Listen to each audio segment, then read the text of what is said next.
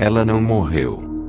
Em uma noite, Pedro caminhava em uma estrada ao lado de sua casa, com seus fones de ouvidos. Ele caminhava cantarolando.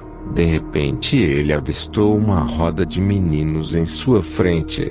Então ele tirou seu fone para tentar ouvir o que eles estavam conversando. Foi aí que ele ouviu: "Por favor, me deixem ir. Eu prometo que não vou contar pra ninguém. Não encoste em mim, por favor." Pedro ficou muito assustado. Ele então correu para tentar ajudar a moça. Um dos meninos então o segurou e disse: "O que você pensa que vai fazer?" 2 meninos seguraram Pedro, enquanto os outros abusavam da jovem. Pedro pedia para os meninos parar, mas eles não ouviam. Depois que todos abusaram da menina, então um dos meninos falou: "Agora é sua vez, Pedro." Pedro não queria fazer aquilo. A menina estava sangrando, chorando muito, mas os meninos obrigaram Pedro, mesmo sem ele querer. Ele então abusou da menina também. Depois de alguns minutos, um dos meninos então pegou uma arma e atirou na menina, tirando sua vida. O menino disse a Pedro: "Gostosinha menina, né?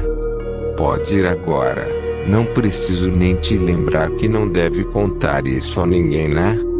Não se esqueça que você também é cúmplice." Pedro então saiu, arrasado, chorando muito. Ele não parava de ver o rosto da menina em sua mente, chorando e pedindo para ele parar. Dias se passou, então encontraram o corpo da menina de apenas 18 anos, enterrada em um terreno abandonado, com as roupas rasgadas e sinais de estupro. Pedro não aguentava tanta culpa, então decidiu se entregar. Ele foi até a delegacia e contou tudo o que havia acontecido. Alguns dias depois, os policiais encontraram os outros meninos que haviam participado do estupro também. Pedro e os outros meninos foram presos. Todos de alguma forma morreram dentro da cadeia, por brigas, e alguns tiraram suas próprias vidas. 30 anos depois, Pedro saiu da cadeia. Ele era o único sobrevivente do crime. Ele já tinha pagado pelo seu crime, mas o rosto daquela menina ele nunca conseguiu esquecer. Pedro tinha pesadelos todos os dias. Ele queria esquecer, mas era impossível esquecer aquela cena horrível.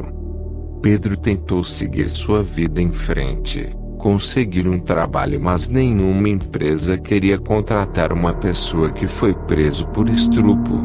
Ele então entrou em uma profunda depressão. Não saía mais de casa. Sua família e amigos haviam abandonado quando ele foi preso. Pedro se encontrava sozinho, sem dinheiro, família, amigos e trabalho. Meses se passou e Pedro continuava cada vez pior.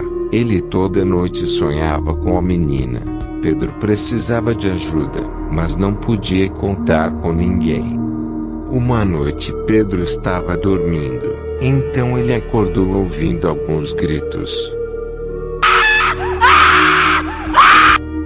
Quando ele abriu os olhos, ele viu a menina daquela noite, parada em sua frente com as roupas rasgadas e sua perna cheia de sangue. Pedro, muito assustado, levantou e sentou na cama. Então ele escutou a menina dizendo: "Por que você fez aquilo comigo?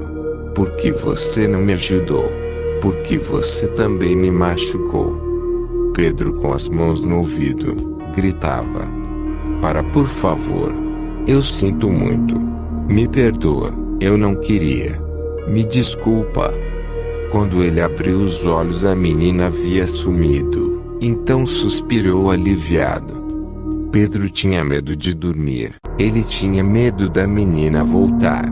Mas toda noite era a mesma coisa. Ele sempre era acordado com gritos. E a menina parada em sua frente. Pedro não aguentava mais, então resolveu dar o fim naquela situação. Ele então pegou uma arma e deu um tiro em sua cabeça. Algumas horas depois, Pedro foi encontrado em sua casa. Felizmente ele ainda estava vivo. Após algumas horas de cirurgia, os médicos conseguiram salvar a vida de Pedro. Mas Pedro já não era mais o mesmo.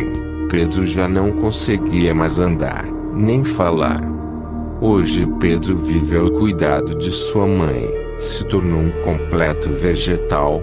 Toda madrugada ele fica agitado, como se alguém tivesse perturbando-o. Mas como ele não consegue falar, ninguém sabe o que acontece com ele.